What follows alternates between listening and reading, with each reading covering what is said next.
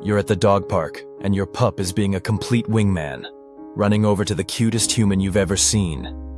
Perfect setup, right? Except when you get there, instead of saying something charming, you blurt out, "So, do you come here often?" At a dog park. Even your dog rolls his eyes. If this feels a little too familiar, stick around. We're about to fix that confidence problem. Hey everyone, Cypher here. Today we're diving into one of the most infamous, cringe-worthy, and weirdly fascinating parts of dating culture, the pickup line.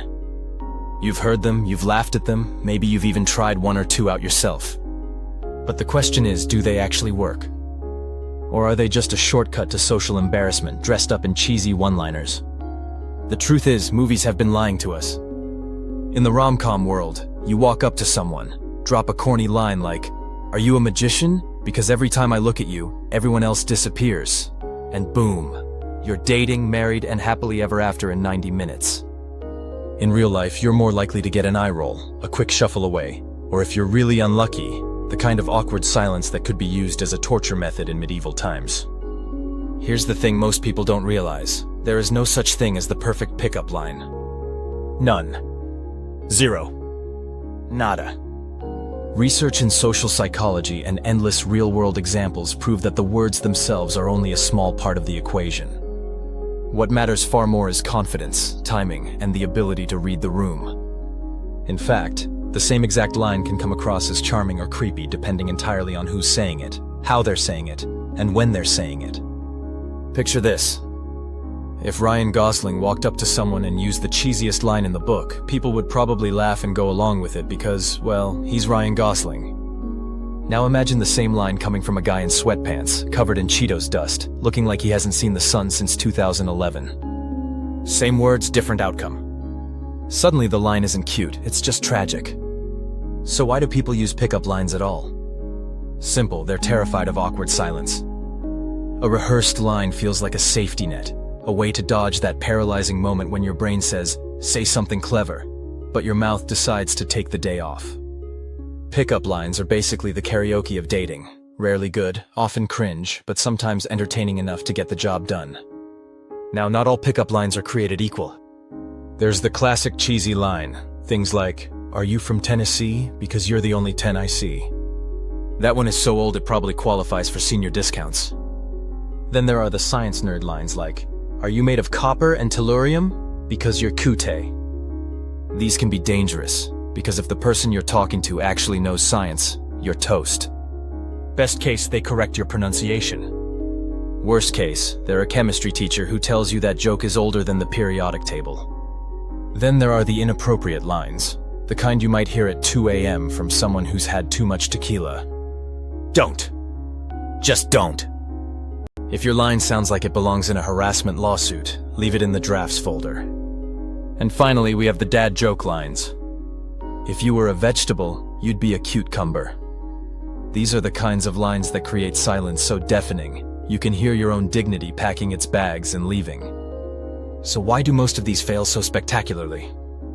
It's not the words themselves, it's the message behind them. A cheesy line tells the other person, "I didn't notice anything unique about you. I'm trying too hard to be clever." And by the way, I've probably used this exact same line on 37 other people today. Humans crave authenticity. We want to feel like we matter, like someone actually saw us, not just a walking opportunity to rehearse their TikTok routine. That's why generic lines crash harder than my first attempt at parallel parking. The secret is this: the best pickup lines don't sound like pickup lines at all. They're genuine observations or simple situational comments that spark conversation. Instead of pulling out a canned one-liner like, "Did you just come out of the oven? Because you're hot," it's infinitely better to say something like, "That book looks interesting, what's it about?" Or, "This place has the best playlist, don't you think?" Or even something silly but relevant like, "These tomatoes look suspicious. I think they're plotting something." These kinds of openers work because they're tied to the context. You're showing you're actually present in the moment, paying attention, and curious about the other person. And context doesn't just make you sound more authentic, it also takes the pressure off the other person. A situational comment feels natural and gives them space to respond however they want. There's no pressure to either validate your joke or awkwardly reject your attempt at humor. Instead, it just feels like a normal human conversation. Environment plays a huge role in all this. Bars and clubs might feel like the obvious places to strike up conversation, but honestly, they're some of the worst. They're loud, high pressure, and filled with way too many people competing for attention. It's like trying to have a heart-to-heart on the floor of the New York Stock Exchange. Compare that to a bookstore, a farmer's market, or an art gallery. These kinds of places give you built-in conversation starters. You don't need to manufacture a reason to talk. It's already there in front of you. Timing, of course, is the unsung hero of all social interaction. You could have the funniest, most charming observation in the world, but if you deliver it when someone is clearly busy, distracted, or not in the mood, it's going nowhere. Bad timing looks like interrupting someone wearing headphones or trying to get their attention while they're clearly rushing to be somewhere. Good timing, on the other hand, means noticing when someone seems relaxed, open, and available for a quick exchange. Body language is basically a cheat sheet for this. Open posture, relaxed pace, and eye contact are green lights. Crossed arms, fast walking, or glaring like they're planning your immediate death. Red lights. Humor, when done right, can be powerful, but the trick is using it wisely. Self-deprecating humor works far better than bragging or trying to prove how clever you are. Accidentally spill coffee on yourself and joke, well, that's one way to make an impression, and people will laugh with you. Brag about how many people totally loved your lines and you'll come across as desperate. Perfection is boring. Awkwardness is human. Humor is what makes that awkwardness charming. Of course, even if you do everything right, perfect timing, great humor, authentic interest, sometimes people just aren't interested.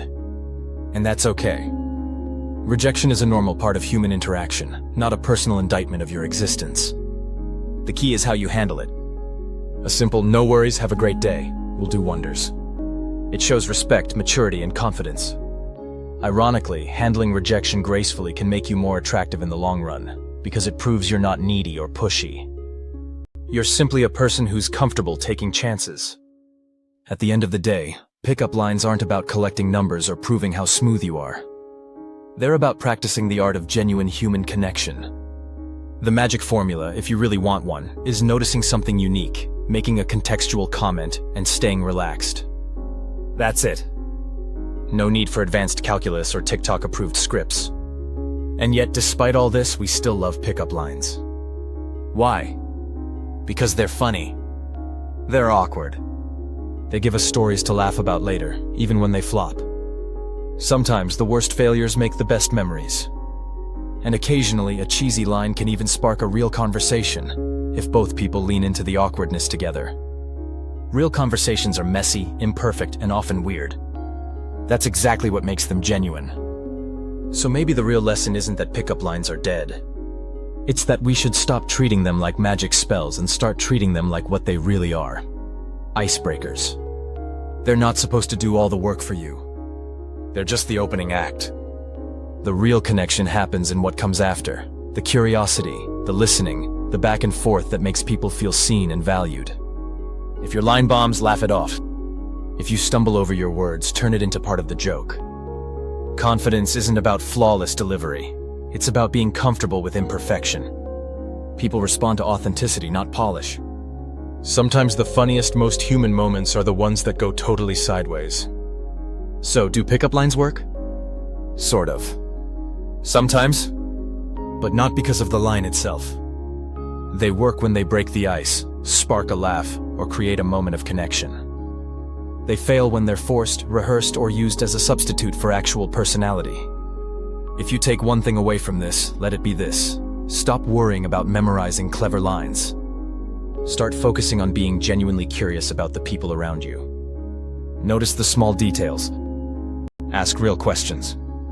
Pay attention to timing and context. And don't be afraid to embrace the awkwardness.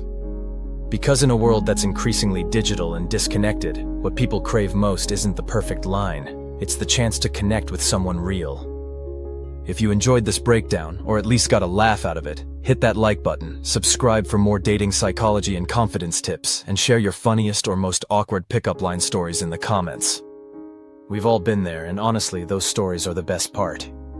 Until next time, remember, confidence comes from authenticity, not rehearsed scripts. Stay curious, stay awkward, and let real connections happen naturally.